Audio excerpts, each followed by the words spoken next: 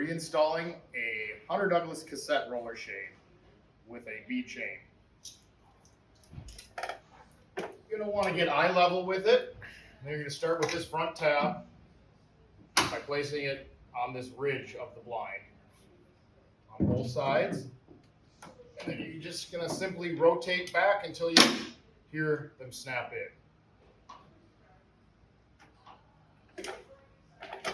Last step